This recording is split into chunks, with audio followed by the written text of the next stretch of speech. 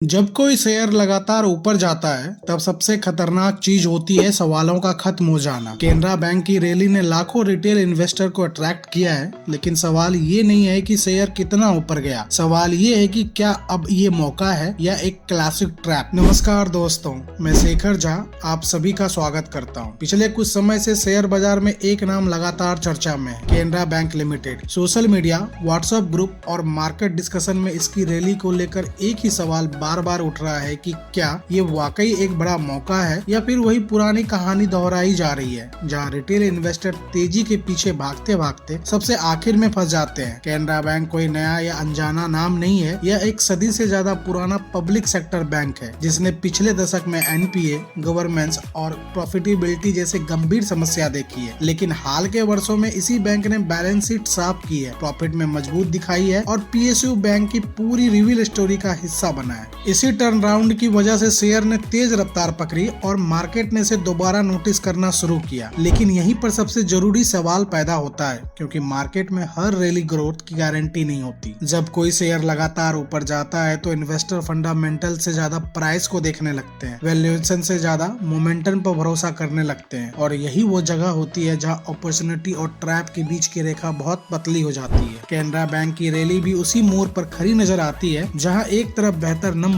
सुधारी हुई financial health और पीएसयू री रेटिंग का नैरेटिव है, और दूसरी तरफ government ownership, policy risk, election impact और अचानक प्रॉफिट बुकिंग का वो साया है जिसे अक्सर एक्साइटमेंट में नजरअंदाज कर दिया है। इस वीडियो में हम ना तो किसी को बाय या सेल करने की सलाह देने वाले हैं और ना ही किसी डर या लालच को बेचने वाले हैं, बल्कि सिर्फ इस रैली के पीछे की सच्चाई, इसके रिस्क और इसके पॉसिबिलिटी को एक संतुलित नजर से समझने की कोशिश करेंगे, ताकि सवाल ये ना रहे कि शेयर कितना ऊपर गया, बल्कि ये साफ हो कि इस स्तर पर समझदारी क्या कहती है। और इसी समझदारी की बात करने से पहले जरूरी है कि हम केनरा बैंक को सिर्फ एक चल रहे शेयर के तौर पर नहीं, बल्कि उसके पूरे सफर के साथ देखें। केनरा बैंक लिमिटेड एक ऐसा पब्लिक सेक्टर बैंक है जिसकी जड़ें 100 साल से भी ज्यादा पुरानी है और जिसने भारतीय बैंकिंग सिस्टम के हर अच्छे बुरे दौर को देखा है। कुछ साल पहले तक यही बैंक एनपीए कमजोर, प्रॉफिटेबिलिटी और इन्वेस्टर डिस्ट्रस्ट का चेहरा बन चुका था। लेकिन पिछले 3 वर्षों में तस्वीर धीरे धीरे बदली है। जिस शेयर को मार्केट ने लंबे समय तक इग्नोर किया,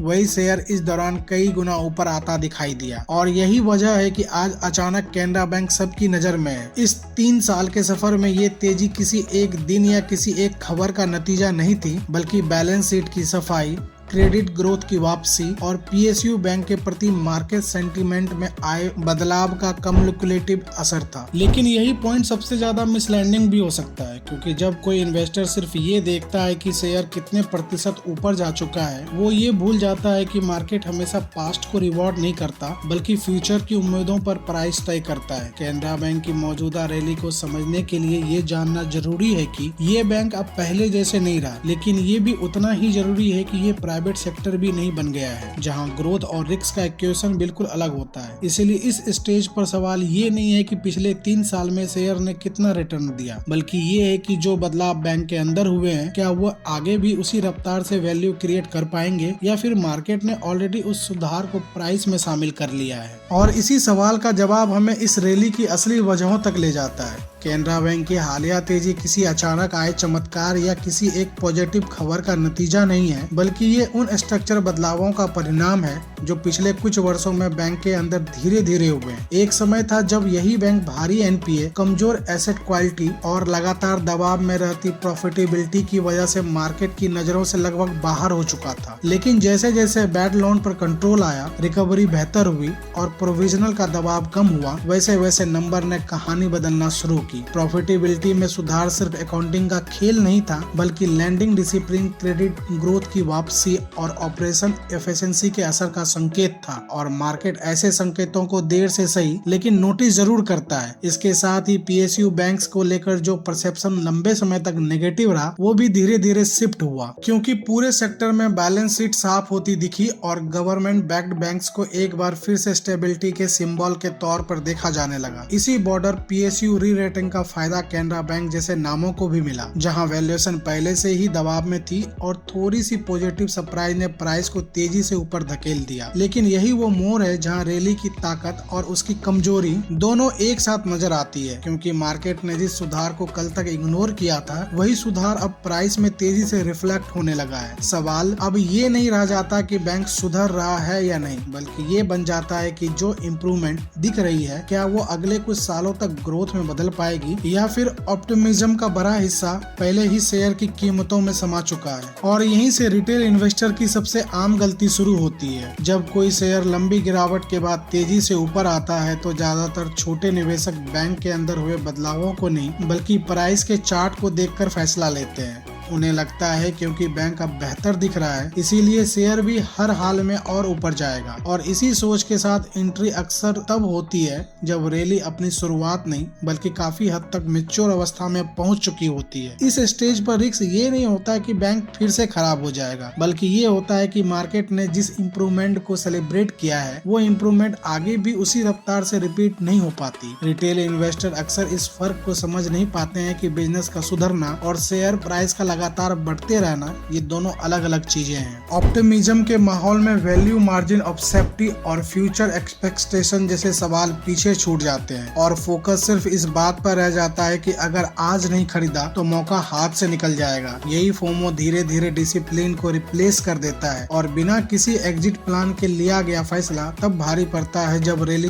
थोड़ी सी भी रुकती है या मार्केट सेंटीमेंट बदलता है। उस वक्त इन्वेस्टर को यह महसूस होता है कि वो किसी खराब कंपनी में नहीं बल्कि एक अच्छे बैंक के महंगे प्राइस पर फंस गया है, और यही वो स्थिति है जहां नुकसान कम नहीं लेकिन धैर्य की परीक्षा सबसे ज्यादा होती है। और यहीं पर कैनरा बैंक जैसे पीएसयू बैंक के वो रिस्क सामने आते हैं जिन्हें रैली के शोर में अक्सर दबा दिया जाता है। सबसे पहला रिस्क ओनरशिप और कंट्रोल का है, क्योंकि पब्लिक सेक्टर बैंक होने का मतलब ये है कि मैनेजमेंट के कई बड़े फैसले सिर्फ मार्केट लॉजिक से नहीं बल्कि पॉलिसी प्रायोरिटाइज और सिस्टमेटिक स्टेबिलिटी को ध्यान में रखकर लिया जाता है, जो ग्रोथ को कभी तेजी तो कभी सीमित भी कर सकते हैं। दूसरा रिस्क साइकिल का है, क्योंकि बैंकिंग एक ऐसा बिजनेस है जो इकोनॉमी के साथ ऊपर नीचे चलता है, और जिस दौर में क्रेडिट ग्रोथ, लो एनपीएज और बेहतर मार्जिन दिखाई दे रहे हैं वही हालत बदलते ही प्रेशर में भी आ सकते हैं। तीसरा रिस्क एक्सपेक्टेशन का है, क्योंकि जिस स्पीड से मार्केट ने पिछले सुधार को प्राइस में शामिल किया है उसी स्पीड से आगे इम्प्रूवमेंट न आने पर डिसअपॉइंटमेंट भी उतनी ही तेजी से हो सकती है। पीएसयू बैंक में वॉलेटिलिटी अक्सर फंडामेंटल बिगड़ने से नहीं बल्कि सेंटिमेंट बदलने से आती है, और जब प्रॉफिट बुकिंग शुरू होती है तो वो धीरे धीरे नहीं बल्कि अचानक होती है। यही वजह है कि इस रैली का सबसे बड़ा खतरा किसी हिडन बैड न्यूज में नहीं बल्कि इस बात में छुपा है कि मार्केट शायद आने वाले अच्छे साल को पहले ही सेलिब्रेट कर चुका हो। ऐसे में रिस्क ये नहीं है कि बैंक फिर से कमजोर हो जाएगा, रिस्क ये है कि अच्छे बैंक्स का शेयर कुछ समय तक इन्वेस्टर को रिटर्न देने के बजाय पैटर्न सिखा सकता है। और यहीं से ये रैली दो अलग अलग तरह के इन्वेस्टर के लिए दो अलग अलग कहानियां बन जाती है। जिन लोगों के लिए सच में मौका बन सकती है वो वही है जो कैनरा बैंक को सिर्फ एक तेज भागते शेयर की तरह नहीं बल्कि एक सुधर चुके बिजनेस की तरह देखते हैं, जिनके लिए एंट्री प्राइस से ज्यादा जरूरी समय और पैटर्न्स होता है, और जो ये समझते हैं कि पीएसयू बैंक में वैल्यू अक्सर स्ट्रेट लाइन में नहीं बल्कि फेजेस में बनती है।